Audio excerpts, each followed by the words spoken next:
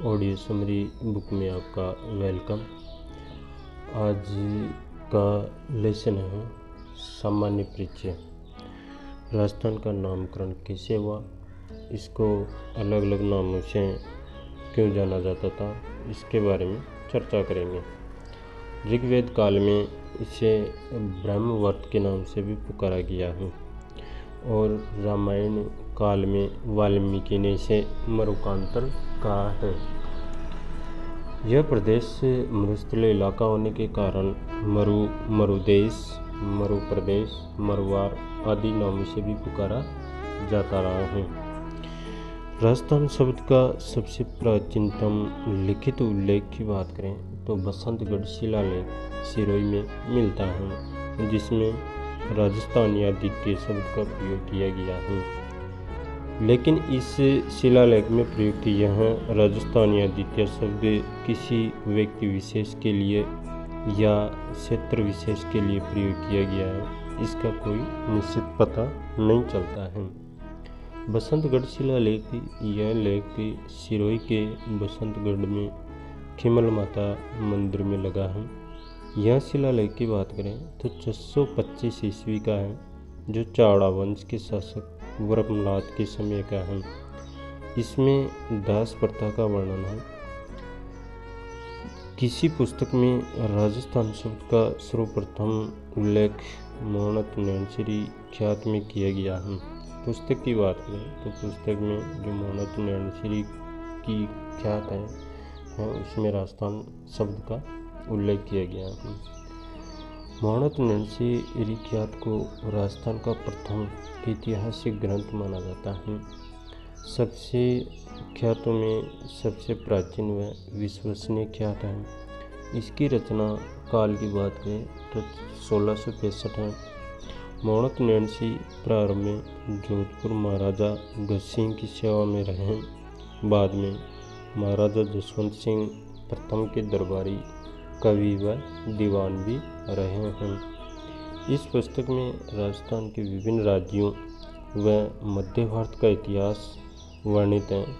इसकी भाषा डिंगल है। नैनश्री की अन्य रचना मारवाड़ा प्रगनारी विगित जोधपुर राज्य का गजेटियर भी है।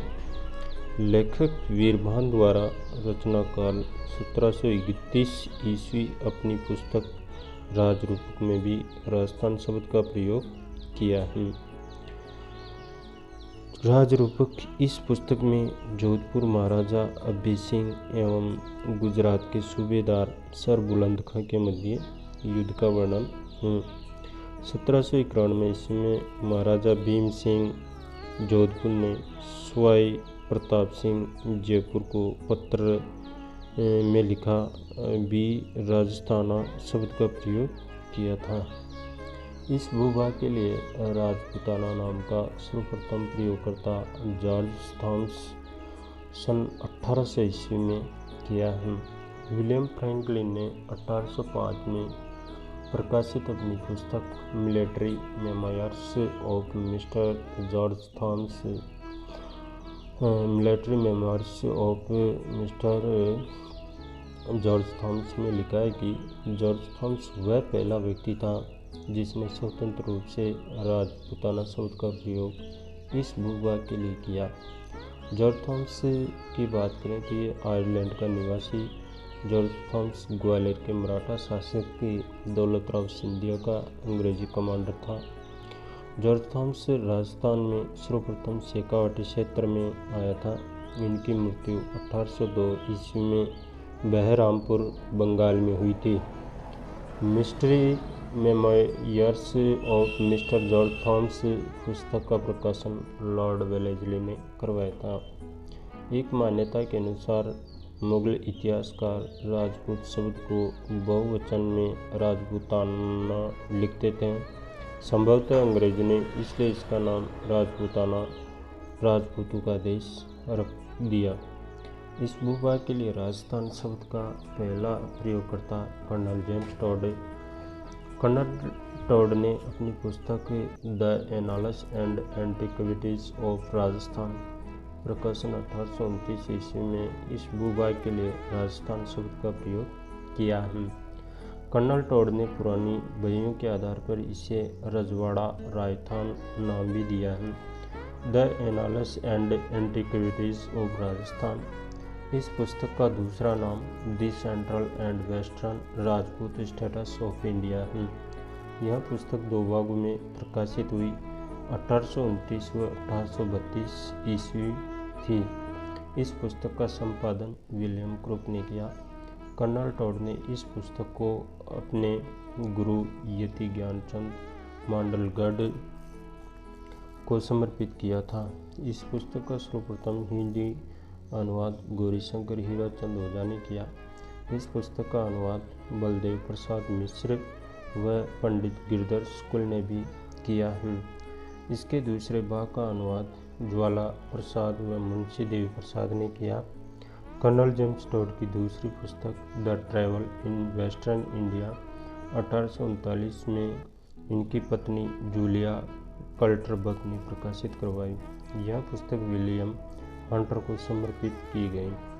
राजस्थान के एकीकरण के दौरान पहली बार 25 मार्च 1948 ईस्वी को राजस्थान शब्द जुड़ा, जो एकीकरण का दूसरा चरण था, जिसका नाम पूर्व राजस्थान संघ रखा गया।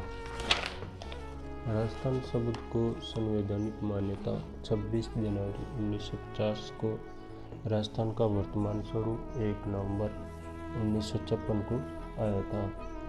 राजस्थान की स्थिति की बात करें अपन तो विश्व में राजस्थान की स्थिति अक्षांशीय दृष्टि से उत्तरी गोलार्ध में स्थित है, देशांतरीय दृष्टि से पूर्वी गोलार्ध में स्थित है। विश्व मानचित्र पर ग्लोब पर राजस्थान की स्थिति की बात करें तो उत्तर पूर्व में ईशान कोण में स्थित है। एशिया महाद्वीप में राजस्थान की स्थिति की बात करें तो दक्षिण पश्चिम दिशा या नेत्र कोण के हिसाब से हम भारत में राजस्थान की स्थिति की बात करें तो उत्तर पश्चिम दिशा या वायव्य कोण में है। अब अपन विस्तार की बात करेंगे। राजस्थान का विस्तार। राजस्थान 23 डिग्री 3 मिनट उत्तरी अक्षांश से 30 डिग्री 12 मिनट उत्तरी अक्षांश, 69 डिग्री 30 मिनट पूर्वी देशांतर से 78 डिग्री 17 मिनट पूर्वी देशांतर के मध्य विस्तृत है। राजस्थान कुल 7 डिग्री 9 मिनट अक्षांशों में व 8 डिग्री 47 मिनट देशांतर के मध्य विस्तृत है। 70 डिग्री पूर्वी देशांतर रेखा पर स्थित जिला है जैसलमेर। राजस्थान की मध्यवर्ती अक्षांश रेखा 27 डिग्री उत्तरी अक्षांश रेखा जो जैसलमेर जयपुर दौसा से गुजरती है। ध्यान रहे, राजस्थान की राजधानी जयपुर से गुजरने वाली अक्षांश रेखा 27 डिग्री उत्तरी अक्षांश रेखा है। राजस्थान की मध्यवर्ती देशांतर रेखा की बात करें तो 74 डिग्री पूर्वी देशांतर रेखा जो गंगानगर, नागौर, राजसमंद, उदयपुर, डूंगरपुर से गुजरती हैं। राजस्थान की मध्यवर्ती अक्षांश में मध्यवर्ती देशांतर रेखा को समझने के लिए आगे दी गई राजस्थान अवस्थिति मानचित्र को देखेंगे। इसमें प्रधान मध्याह्न रेखा ग्रीनविच रेखा के पूर्व की ओर जाने पर प्रत्येक 1 डिग्री देशांतर को पार करने पर 4 मिनट की तथा प्रत्येक 15 डिग्री देशांतर को पार करने पर 1 घंटे की वृद्धि होती है, जबकि किसी भी देशांतर रेखा के पश्चिम की ओर जाने पर समय में कमी होगी। यानी कि पूर्व दिशा की ओर जाएंगे तो 1 डिग्री देशांतर को पार करने में 4 मिनट का समय लगेगा, और वहीं अगर पश्चिम दिशा की ओर जाते हैं तो समय में कमी होती जाएगी। इस प्रकार 1 डिग्री देशांतर पार करने में सूर्य को 4 मिनट का समय लगता है। इस प्रकार सूर्य को संपूर्ण राजस्थान को पार करने में लगने वाला समय 35 मिनट 8 सेकंड होता है। ध्यान रहे, राजस्थान 8 डिग्री 47 मिनट देशांतरों के मध्य फैला है, इसलिए 8 डिग्री 47 मिनट को इंटू 4 से मल्टीप्लाई करेंगे तो यह निकल के आएगा 35 मिनट 8 सेकंड, लगभग 35 मिनट का समय लगता है। राजस्थान में सूर्य को पूर्व से पश्चिम में अस्त होने का समय बताया गया है इसमें, अर्थात राजस्थान के सबसे पूर्वी, राजस्थान के सूर्योदय व राजस्थान के सबसे पश्चिमी स्थान के सूर्योदय में लगभग 35 मिनट का अंतर रहता है। भारत की मानक समय रेखा IST 82.5 डिग्री पूर्वी देशांतर रेखा को माना गया है, जो इलाहाबाद के निकट नैनी नामक स्थान से गुजरती है। भारतीय मानक समय IST Greenwich mean time GMT से 5.5 घंटे आगे रहता है। पूरे भारत में एक समय जोन रखा गया है। राजस्थान में सर्वप्रथम सूर्योदय व सूर्यास्त धौलपुर सिलावट में व तथा राजस्थान में सबसे बाद में सूर्यास्त व सूर्यास्त जैसलमेर कटरा में होता है। क्योंकि सूर्य हमेशा पूर्व के स्थानों में पहले दिखाई देता है, वे पश्चिम के स्थानों में बाद में दिखाई देता है। अक्षांश की स्थिति की बात करें तो पृथ्वी पर अक्षांश एक काल्पनिक रेखा है जो ग्लोब पर आडिया पूर्व से पश्चिम की ओर खींची गई है। भूमध्य रेखा बृहत्वर्त कुल लंबाई की बात करें तो 40,076 किलोमीटर है। यह पृथ्वी पर खींचा जा सकने वाला सबसे बड़ा वर्त है, जो पृथ्वी को 2 बराबर भागों में विभाजित करता है। इसके उत्तरी भाग को उत्तरी गोलार्ध और दक्षिणी भाग को दक्षिणी गोलार्ध कहते हैं। ग्लोब पर कुल अक्षांश रेखाओं की संख्या 179 है। ग्लोब पर कुल अक्षांशों की संख्या 181 है। 2 अक्षांश रेखाओं के मध्य दूरी की बात करें तो 111.13 किलोमीटर आती है। इसके बीच का अंतर पृथ्वी की ध्रुवीय परिधि 40,008 किलोमीटर है।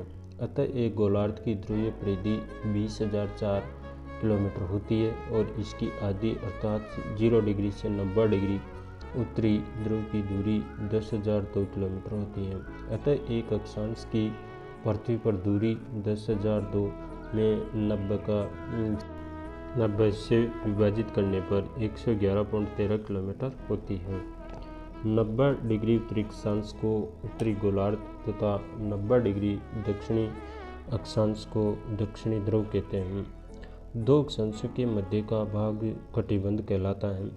अक्षांश रेखाओं से किसी स्थान की स्थिति व जलवायु का निर्धारण होता है। देशांतर ग्लोब पर उत्तर से दक्षिण की ओर खींची जाने वाली काल्पनिक रेखाएं देशांतर रेखाएं कहलाती हैं, जो 2 देशांतरों के बीच की दूरी अक्षांश अंशों में मापते हैं। प्रत्येक अंश को पुनः मिनट और सेकंड में विभाजित किया जाता है।